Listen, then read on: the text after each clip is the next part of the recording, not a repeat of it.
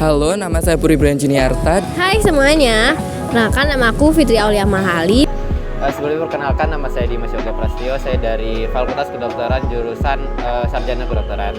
Nama saya Farzana Fayaza dari Fakultas Ilmu Budaya, Prodi Antropologi. Oke baik, nama saya Jocelyn Stefani dari Fakultas FIB, Prodi Antropologi. Aku Muhammad Ridho Nadil Fakih dari Fakultas Ekonomi dan Bisnis, Prodi aku dari Kewirausahaan. Muhammad Peter Rosa Erlangga, saya dari Sastra Inggris. Perkenalkan, nama saya Ken Abani Muhammad Lubis, bisa dipanggil Ken dari Fakultas Ilmu Sosial Ilmu Politik, jurusan Psikologi.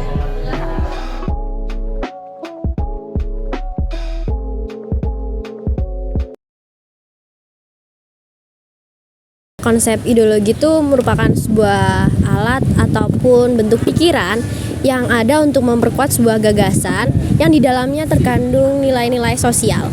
Konsep ideologi, setahu saya ideologi ini istilah yang muncul sekitar abad ke-18. Itu sekitar tahun 1970-an, 1790-an, cuman nggak tahu pastinya kapan. Itu dari dua kata, ideas sama logos. Ideas yang artinya gagasan, logos yang artinya ilmu.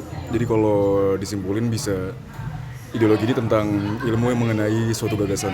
Nah, gagasan di sini tuh bisa mengenai gagasan tentang masa depan atau tentang cita-cita suatu bangsa atau negara, kayak gitu. Menurut saya ideologi it's more like view of life gitu, pandangan hidup, karena it's not only a country that need it, nggak cuma negara yang harus punya, setiap manusia juga harus punya, karena ideologi itu, tanpa ideologi itu kita nggak tahu tujuan kita itu mau dibawa kemana. We didn't have anything to count on gitu, kayak kita itu cuman kayak perahu yang di tengah-tengah laut gitu. Kalau menurut saya kita nggak punya, kita bisa tenggelam, we might drown, might sink, might desperately tossed around. Jadi ideologi ya menurut saya pandangan hidup yang sangat penting. Kalau Soekarno pernah bilang, kalau sesuai dengan ajaran dosen saya, Pancasila ini sebenarnya sebelum diciptakan sebagai suatu ideologi bangsa Indonesia itu sendiri, Pancasila ini sudah termasuk atau sudah menjadi bagian dari masyarakat Indonesia itu sendiri, bahkan sebelum kemerdekaan, bahkan sebelum Pancasila itu diakui sebagai ideologi negara. Jadi ya itu, Pancasila itu merupakan formalitas atau norma atau bisa dibilang tekstual dari kepribadian orang Indonesia. Ideologi Pancasila itu tuh ideologi yang di dalamnya tuh ada nilai-nilai demokratis yang tercermin dalam sila-silanya tersendiri dan menjadi aturan masyarakat. Ideologi Pancasila tuh kayak ideologi yang menurut saya unik dibandingin ideologi lain yang selalu ini saya pelajari, soalnya ideologi kita masih ada berbasis dengan agama, artinya religi, terus kayak budi pekerti luhurnya ada, budayanya ada, terus kayak demokratis, dari situ. Berbeda dengan ideologi-ideologi yang pernah saya pelajari sebelumnya, yang ideologi Pancasila ini kayak khas banget, apalagi dari segi religi, karena kayak ditunjang banget sama ketuhanannya. Menurut aku kelebihan dari ideologi Pancasila itu mungkin yang paling kelihatan ya, itu dia lebih pro ke rakyat. Yang kedua itu dia menjunjung tinggi sama Tuhan. Terus yang ketiga itu mungkin apa ya, Pancasila itu dikenal sama ideologi yang bersifatnya terbuka. Nah terus kalau untuk kekurangannya itu mungkin kalau dilihat itu hampir nggak ada ya. Soalnya di mana kan Pancasila itu kan dibuatnya sama ideologi-ideologi yang emang terbuka dan untuk mengokohkan dari masyarakat itu sendiri. Jadi kalau menurut aku ya kekurangannya itu hampir nggak ada. Di sini saya bukan pihak yang bisa menafsirkan atau bilang kalau ini ada kurangnya gitu. Tapi di sini saya melihat lebihnya, kelebihan dari ideologi Pancasila itu yang namanya udah mengarahkan atau menjadi landasannya orang-orang Indonesia gitu ya, Pancasila. Ini di mana yang mengatur rakyat Indonesia untuk menjalankan hidupnya menurut sila-sila yang ada dari 1 sampai ke 5, ketuhanan dan lain-lain gitu. Jadi hidupnya itu selaras dan teratur. Kelebihannya itu karena Pancasila ini merupakan ideologi yang terbuka. Jadi Pancasila sendiri punya kelebihan yang pertama tadi, bersifat terbuka. Terus yang kedua itu mementingkan hak manusia tanpa mengurangi hak orang lain. Terus ideologi Pancasila ini kayak mengambil nilai-nilai baik yang ada pada semua ideologi yang ada di dunia. Kekurangannya kayaknya terlalu berlebihan deh, terlalu dilebih-lebihkan. Kenapa bilang kayak gini? Karena dari kelebihan yang ada, kalau kita mengacu sama kelebihannya, itu terlalu dilebih-lebihkan tentang terlalu diglorifikasi. Sedangkan dari prakteknya sendiri itu kurang maksimal dari rakyat Indonesia sendiri, kayak gitu. Makanya saya bilang terlalu dilebih-lebihkan. Kayak gitu. Sangat-sangat amat relevan karena mulai dari awal penyusunannya saja ini dibuat khusus untuk Indonesia. Semua butir-butir Pancasila itu sudah memikirkan heterogenitas Indonesia, keragaman yang Indonesia punya, kemajemukan yang kita ada. Dan menurut saya nilai tersebut meskipun di arus globalisasi karena sudah mencakup all aspect that our country have, ya masih sangat relevan sih. Relevan karena menurut saya itu ideologinya yang bagus. Maksudnya dalam hal demokratik emang kalau diterapkan dengan benar, menurut saya itu relevan. Sangat relevan, malah memang sangat-sangat dibutuhkan, apalagi oleh masyarakat seumuran kita, ya kan? Karena apa? Karena Pancasila ini adalah suatu dasar negara yang dinamis atau mengikuti perkembangan zaman. Maksudnya di sini bukan berarti Pancasila ini nilai dasarnya yang berubah, bukan.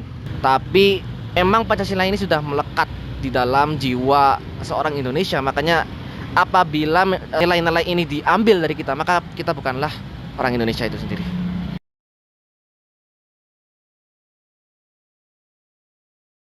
Nggak ada, karena Pancasila itu identitas dari Indonesia itu sendiri.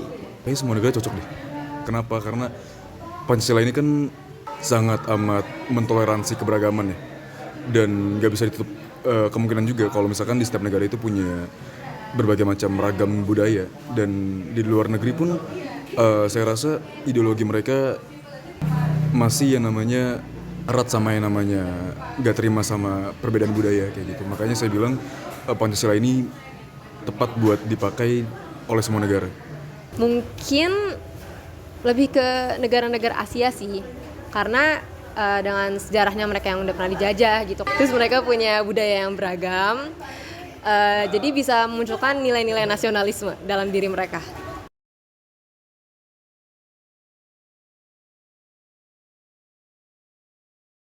Gak ada yang cocok. Wah, saya nggak pernah kepikir sih kalau nggak ada Pancasila kayak gimana. Sebelum Pancasila ada aja, ini kan dirumuskan ya sama 3 tokoh Indonesia ya. Sebelum itu aja Indonesia kayaknya masih morat-marit gitu.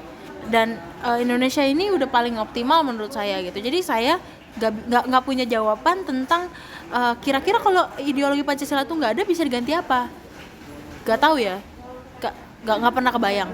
Mungkin liberalisme sih, karena saya sendiri kan liberalisme itu lebih kayak kebebasan individu gitu kan. Nah, dengan negara Indonesia yang identik dengan kebebasan berpendapat atau demokrasi gitu, pasti liberalisme itu sesuai.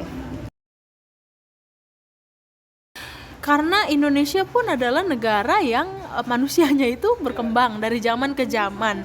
Jadi mau nggak mau nilai-nilai Pancasila tetap ada, esensinya tetap ada, tapi mengikuti, berarti fleksibel gitu ya, terbuka, open mind gitu. Jadi yang sudah tidak relevan di dahulu-dahulu kala itu tidak diadakan lagi gitu, tidak diterapkan lagi gitu.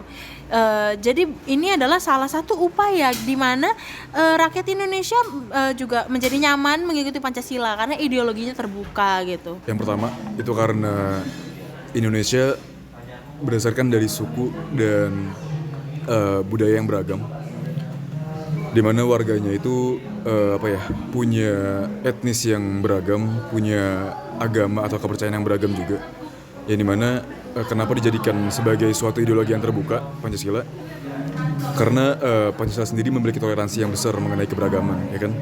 Terus juga Pancasila sendiri memiliki yang tadi saya bilang, Pancasila itu memiliki keterbukaan pada perkembangan teknologi, zaman maupun sosial budaya kayak gitu. Agar nilai-nilai Pancasila itu tuh nggak hilang sesuai dengan perkembangan zaman dan agar bisa selalu diterapkan masyarakatnya sih. Ya, satu negara itu pasti memiliki rakyat yang berbeda-beda. Setiap individu itu pasti memiliki sifat yang beda-beda. Nah, tapi di sini tanpa menutup bagaimana manusia harus bersikap, tetap diadakan yang namanya ideologi, landasan ataupun yang menjadikan rakyatnya selaras, berpikiran dengan selaras. Yang akhirnya ideologi itu memunculkan nilai-nilai serta norma-norma ataupun hukum-hukum yang ada. Bagaimana kalau yang menertibkan atau menjadikan keteraturan di dalam negaranya supaya rakyatnya dapat menjalankan kewajibannya dengan baik dan benar. Pasti suatu negara butuh ideologi supaya ideologi tersebut tuh bisa menjadi acuan atau pandangan dalam mengatur kehidupan masyarakat supaya harmonis. Lagi ke pertanyaan apa itu ideologi kan. Jadi kayak gimana caranya si suatu bangsa itu nge-build si bangsa itu sendiri, ngekokohin itu sendiri, ngebuat pondasinya itu lebih baik kayak gimana caranya. Itu kan sebagai sebagai ya itu landasan dari si suatu bangsa itu sendiri. Misalkan ideologi yang nggak ada, ya bangsa itu nggak bakal kokoh gitu, dikit-dikit goyah pasti gitu, nggak gampang berdiri lah.